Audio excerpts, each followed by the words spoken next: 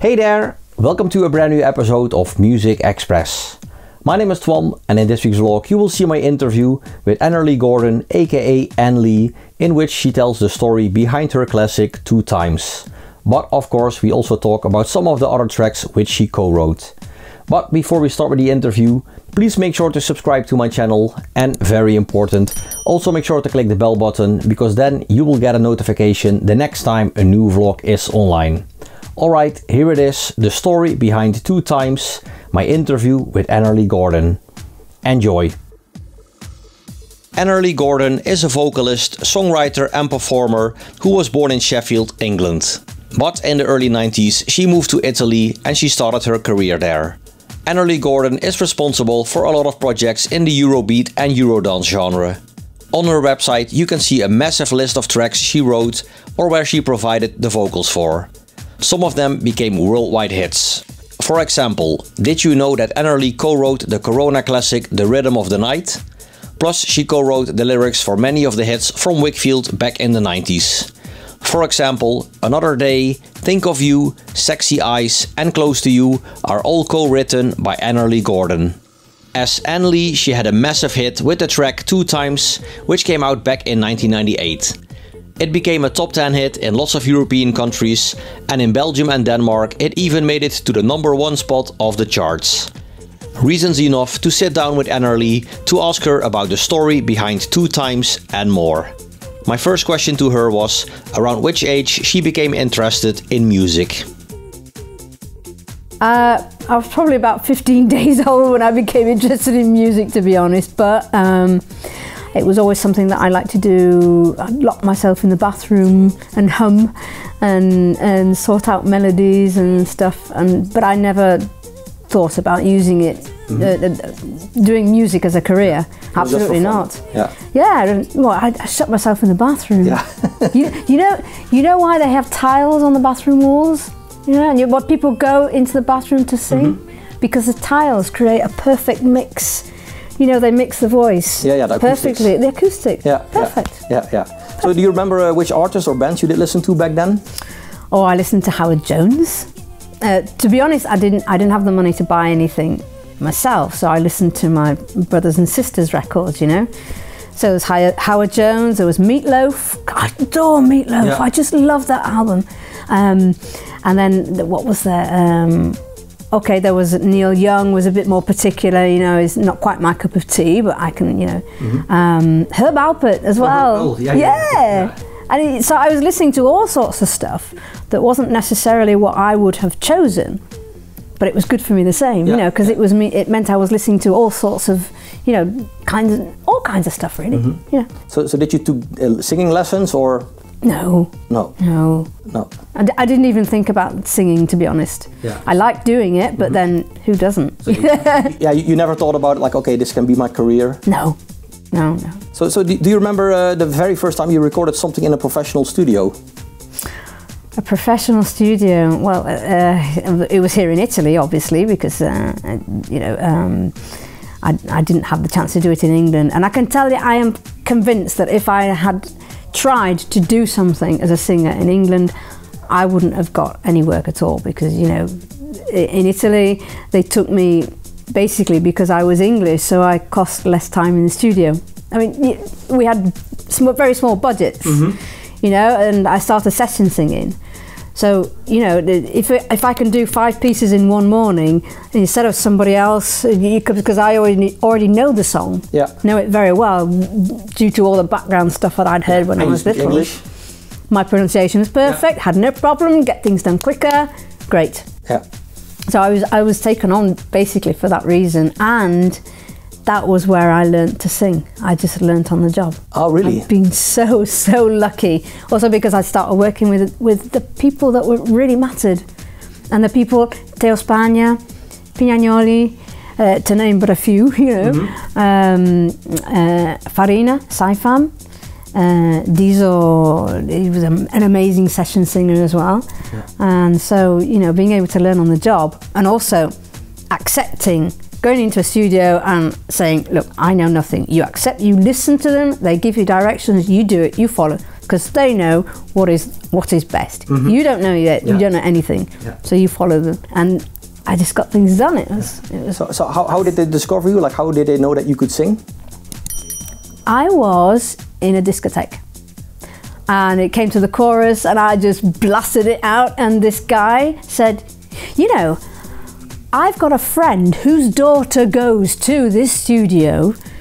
And I don't know why I trusted him, because he was a can I say this? He was a typical Mario, you know, the moustache, and he had a Ferrari, and you think... Yeah, you thought it was a pickup line. I don't know why I trusted it. I said, okay. And we went to a studio in Mantova where they did Eurobeat. So I worked with Gino Caria, Pasquini, and I still work with Pasquini now. So it's hi Giancarlo. So, you know, I went there and I did an audition, and they said, right, you're going to do this one, you know, and it was one of the first ones that I did. It was at a recording studio, amazing, you know. Do you remember which one that was? I do. It's called, oh gosh, what a name, Sexy Boy, Sexy Toy.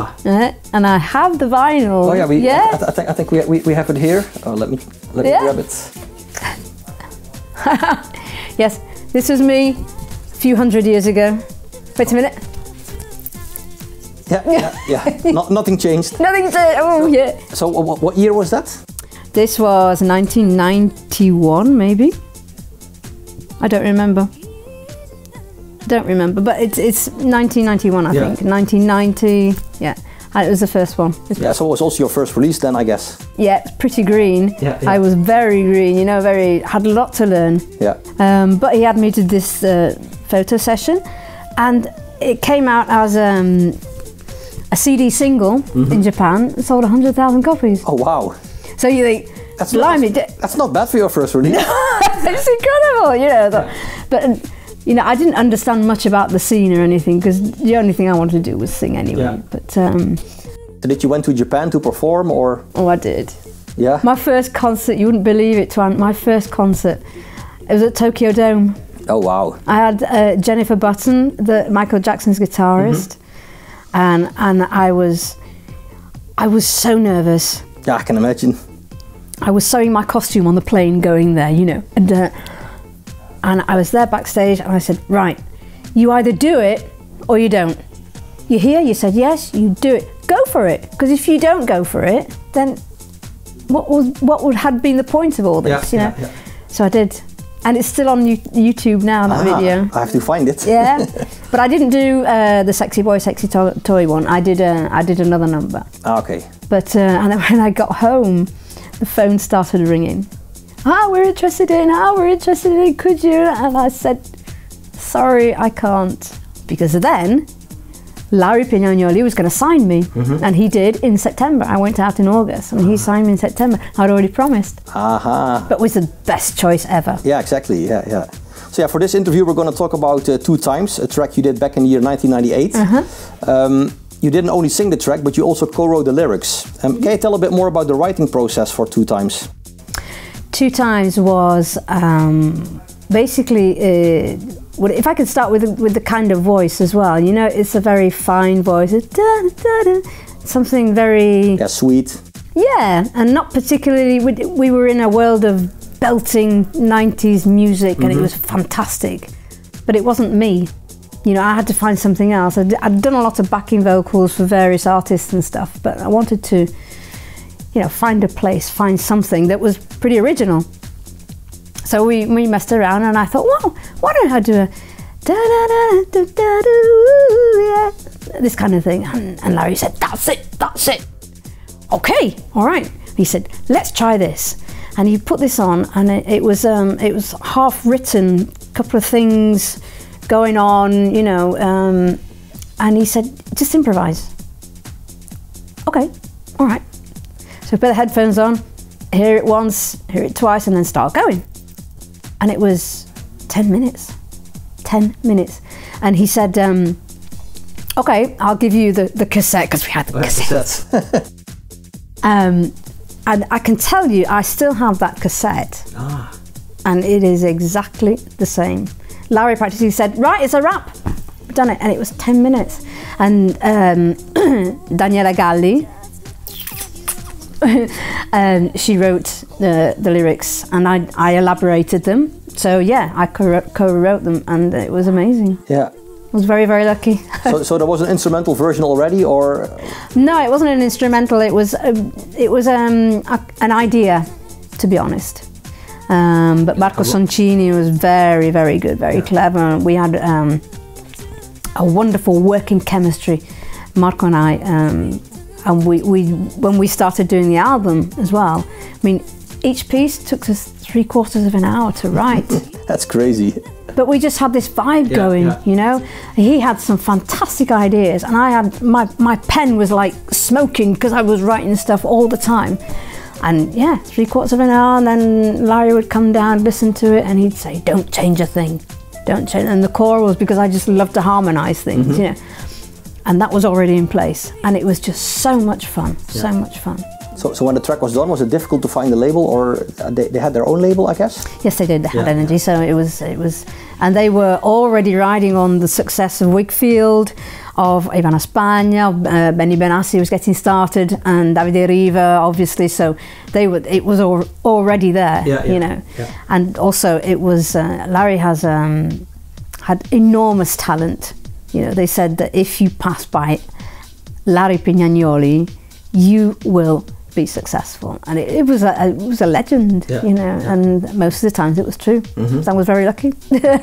Do you remember hearing 2 times on the radio yourself for the very first time?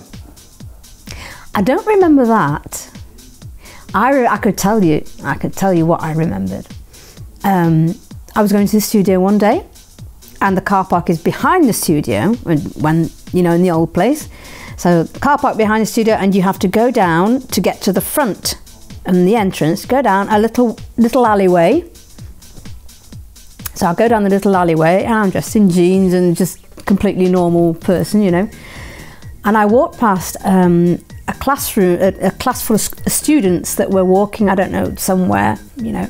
And they were all together, and they were all singing, do, do, do, do, do. And I just walked past them, and I had this enormous smile on my face, you know. I thought, oh, they've heard it, you know, and it was brilliant. And they're like, if only they knew that it was you. Oh yeah, well, it doesn't matter, does it? You know, it was that was a really good moment. Really. Is it also your favorite memory, like one of your favorite memories that you have from 2 times? It is. Yeah. Definitely, because it was something, you know, it was an idea that I've come out of session singing. I've come out of doing backing vocals. Now it's going to start, and I'm so frightened because I didn't know, you know, what getting on stage was about, really. You know, you know, apart from Tokyo Dome or whatever, but actually going on stage and I was already thinking about that, you know. Yeah, because 2 times it like really well. It ended up like in the top 10 of the charts in countries such as Italy, the Netherlands, the UK, Australia, Germany, France, New Zealand, and Austria. And in Belgium and Denmark, it even made it to the #1 position of the charts. Were you surprised by the success of the track, or did you already have a feeling like, this can be a big one? No, I was genuinely surprised. Yeah. Genuinely surprised. And I conditioned my body not to sleep anymore. You know, because it was quite strenuous. Yeah. You know, having to be in 7 places at once. Yeah, exactly. Yeah. 3 concerts in an evening, you know. Yeah, I guess you had to perform a lot on TV shows and radio interviews. Yeah, I did some harrowing promotion as well, you know. Oh gosh, you know, having to sing in a record shop was like, please.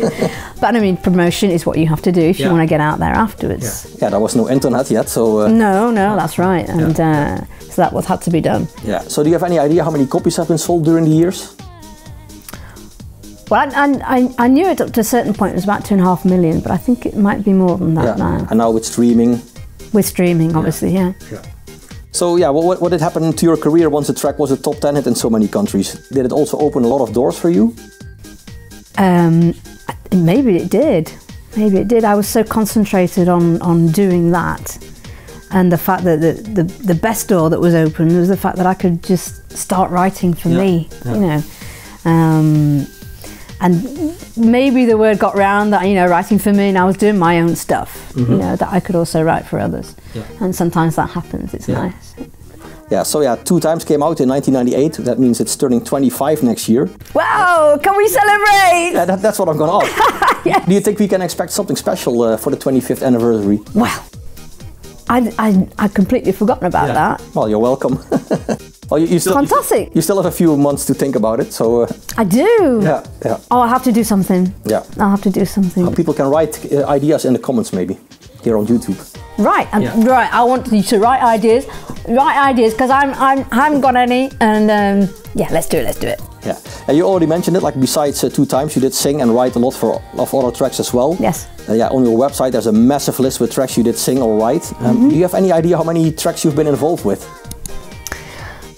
Well, tracks that I've written or co-written are about 253. But the session singing and everything else is more than 600. Yeah. Oh wow. More than 600. Do you still listen to some of your old tracks? I do. Yeah. All the time. Yeah. And all the time. But it's not. It brings back good memories. But I like to, when I have to go and sing somewhere, I often listen to my stuff because this sounds really stupid. I'm so sorry. But I need to warm my voice up to be the voice that they want to hear afterwards, you know. But then I put Donna Summer on as well, and Meatloaf and Tony Hadley. I adore Tony Hadley. Such a good voice. I went to see him. Oh, really? My friend gave me a ticket to see Tony in Brescia on the 17th of December, and it was divine. Is his voice still like the same as back in the day? Yeah, he's got a very good voice. He always uses it. It's very well trained. And I met him. I met him. How was that? Oh, fantastic. Fantastic. You know, he's a down-to-earth guy, incredibly nice. And I thought, you know, and I like to meet the people like that. He's so successful, so talented.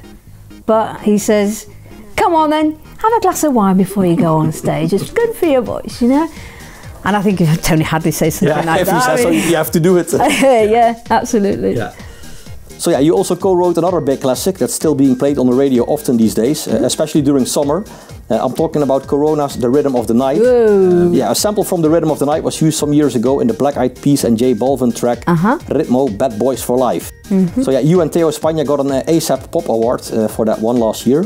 Yeah, their version became one of the most performed songs of 2020. Can you tell a bit more about that? Well, we wrote A Rhythm of the Night back in '93.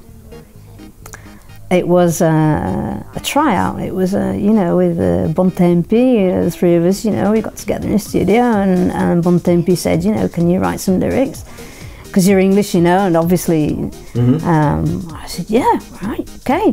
And Theo said, yeah, we're going to do it and stuff. And then we joked about it, you know, said, do you think this will do something? It'd be nice, it would, yeah. A few records, you know, nice, put a record sleeve on the wall and stuff, you know. And it just grew and it grew and it grew and it grew and it grew, you know.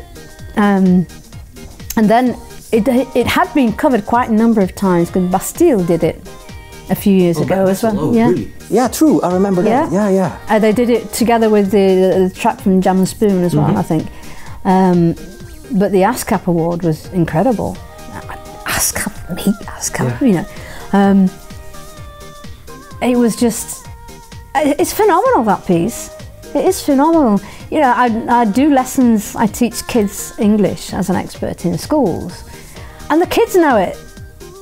But then the granny knows it as well, and you know, it's open to all generations, and it's just, it's not going to die. Absolutely not. You know. So that award has a special place in your house or in your office or your studio? My ASCAP awards are in the kitchen. Oh. In the kitchen. Whenever you cook, you'll see it. Yeah, I have 2 ASCAP awards and then the BMI award in the middle. You know. So what's the other ASCAP award for? For co-writing Rhythm of the Night. Oh yeah. Yeah. Okay. Cool. That was taken by the Black Eyed Peas afterwards. Yeah. So yeah, you were also responsible for writing a lot of the Wakefield tracks back in the 90s. Some of the tracks you wrote for her are Another Day, Sexy Eyes, Think of You, and Big Time, for example. Close to You. Oh goodness, lots of them. Yeah, I saw on your website. I was like, oh, I didn't even know this one. And this one, like, wow. So I think you wrote for like almost every of her albums, right? She did 6 albums. Yeah. Yeah. So do you have a favorite Wakefield track that you wrote or co-wrote? Close to You. Yeah? Yes. Is that your favorite? I think so, yes. I think because I was in a good place at the time, you know, and was with a nice person, and and stuff. And you know, when if you are in love, then you write about love. Yeah. You know, it kind of comes more naturally. You know, and I think it was nice, that one. Yeah. So is the Wakefield project also your most successful project you worked on? Or still Corona, maybe? Corona was, I wrote 2 or 3 pieces for Corona, but Wakefield, that's right, Which you did sing before, right? Yeah. Lee Marrow first, and then obviously it was better for Corona's voice, and she did a very good job of it. Yeah, when I was doing research for the interview, I was like, oh, let me check. I was like, oh wow, I didn't even know this version. Yeah, because you wrote so much, it's like insane. Yeah, but like you were saying before, you know, the biggest project, because it was a project, in the sense that it was something solid, and you know, we had to get singles written and albums written so she could perform. You know, it was something ongoing and lasted a while, which was nice. You know. Yeah. So can you tell how a track usually comes to life? Do you finish the lyrics first, or does the producer you work with provide you with an instrumental demo first?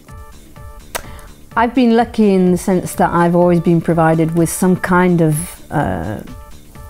instrumental, but nothing, you know, it could be, I don't know, a few notes on the guitar, or a couple of chords on a piano, or something like that, and then I fit the lyrics with it. Sometimes the lyrics come first. When I had time, I used to go running every morning. Oh, you don't have time anymore. Not much. I have to stay slim in another way. But I had a policy, because I liked running because I was on my own. So I kept at my own pace and stuff, and it gets you thinking. And I came up with some amazing lyrics while I was running. But my policy was, okay, you're not going to stop, you haven't got pen and paper, you can't write them down. If you remember the lyrics, because they always came with a tune, if you remember them when you get home, but when you've had a shower and you've done your stretching, etc., etc., if you remember them, they're okay. If you forget them, they're forgotten, because they weren't any good anyway, you know. And a lot of them came out like that. There was one piece that I remember, Be in My Bonnet, that I did for a producer in Bologna, and that was for Eurobeat a long time ago, and I wrote that on the bus, going to somewhere else, having to sing somewhere else, something completely different. Or I wrote a song while I was using the restroom. Another one, Sound of the Sea by Annerley, which I love. I wrote it while I was driving. I was escaping from a bad situation. I was going to the seaside, and I was on my own at night, driving, you know, on the road to the seaside, and it was like, oh, son, I have a little boat, it can keep us both afloat. You know, it was just very atmospheric. Like, God almighty, I've got to do this. And when I arrived there, you know, I put my kid to bed, and I wrote it, and it was that. It was exactly that. Yeah. So you often use like life experiences in your lyrics? Absolutely. Yeah. So out of all your own tracks, do you have a personal favorite one? I suppose I do. I must have. Yeah, but you wrote so many, I can imagine it's really difficult. I like a lot of the Annerley stuff, I must be honest. Because I like the way that I use my voice for that. You know, I'm not blasting it out. It's not, then there are no power pieces, but they're very intricate. And I had some, if I say it myself, I had some good lyrics there. Yeah. You can say that, of course. Yeah. So, what else can we expect from you in the near future? Well, apart from where I am now, I'm in a beautiful studio in Holland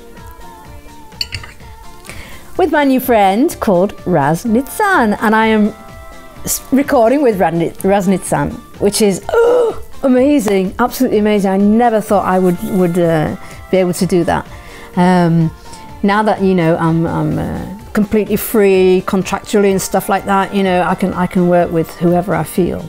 But I'm still working with Pasquini from 30 years ago, you know. So I consider things from everywhere. But I also take my time, because I think you can do so many things. Yeah, you can be more picky now about what you really like to do. Yeah, I can be more picky, but I can also say, well, no, wait a minute, I have a 17-year-old son, and so, you know, he is the priority of course. Of everything. And up to now, I've been able to be with him and give them the time that is needed. And I just like to be able to continue to do that, you know. I love working. I work a lot. I don't sleep much. But that's the way I am, you know. But yeah, I can afford to be picky or just say, okay. But then I like performing as well, so I'm back performing, you know. Finally, after a long break. Yeah, after a very long break. Yeah. I think you said you're going to Spain soon. I've got some shows in Spain. I'm in Madrid, Malaga. I'm going in April, starting off in April, and then hopefully Mexico in September. Fingers crossed, absolutely, yeah. I guess you like the food as well? Oh, I'll eat anything, yeah. So, yeah, you said you have a 17-year-old son. Yes. Does he like your music? He does, I think. He'll never admit to it, but he does. Yeah. Yeah, he probably think, because at that age it's probably not cool to say that for him, like, I love your music. I can imagine it being a bit, oh yeah, you got famous mum, oh yeah, not again, you know. But his best friend loves the 90s, you know, and he said, oh, you know Benny Benassi? I've been working with Benny Benassi for years. Oh my God, you know. And it's nice to see that the 90s is so strong as well, you know. Yeah, I mean, even in the younger generation. Yeah, exactly. There's still like lots of 90s events, so I hope, like, now that things are opening up, that I guess a lot is coming back. Well, you know, it's always been a great atmosphere. Yeah. So what kind of music do you listen to in your spare time? Everything. Everything. Yeah. Well, not everything really.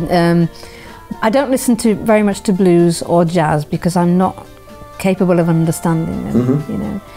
But I love melodies. You know, on the website you see that I did an album from ABBA.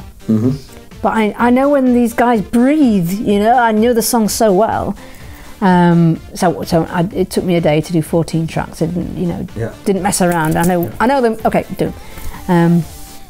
But I love Herb Alpert and Meatloaf and Spandau Ballet. Yeah. I just love those things. You know, 80s, 90s. I've got Duran Duran in the car, but I've also got James Bailey. I've also got Donna Summer. Donna Summer, yeah. I've got the good ones, you know. Yeah. Her voice is also like amazing. Yeah, absolutely. So do you still have people that you really would love to work with? But I'd like to work with loads of people, without saying any names, because I'd leave somebody out anyway, you know. But Tony Hadley, like a collab. That I would really love that. Really love that. You know. So sometimes I think, well, you know, my kind of voice my voice would go nice with his. Yeah, it'd be a nice contrast, or it'd fit well together. And there's an Italian artist that I'd really like to sing with, which is Tiziano Ferro. Oh yeah. He's an all-rounder. He is very, very talented and very, very human, which is most endearing, you know. It probably won't happen, but I mean, everybody can have a dream, you know. Exactly. Yeah, never say never. Never, no. And the last question, pineapple on pizza, yes or no? No. No? No. Okay. No, well, thank you. Thank you very much for your time. Thank you very much for your time and good luck. Would you have pineapple on pizza? Oh, yes, for sure. Yeah? Yeah. My girlfriend also hates it, so... Okay. No. All right, thank you for your time and good luck with everything. Thank you. Bye, everybody. All right, that was it. This week's vlog, my interview with Annerley Gordon and the story behind 2 times. Annerley, thank you very much for your time. Much appreciated. Thank you for watching. I hope you enjoyed the vlog. If you did, make sure to give this video a like, leave a comment in the comment section below, and very important, make sure to subscribe. Also make sure to click the bell button, because then you will get a notification the next time a new vlog is online. Once again, thanks for watching, and until next time, bye bye!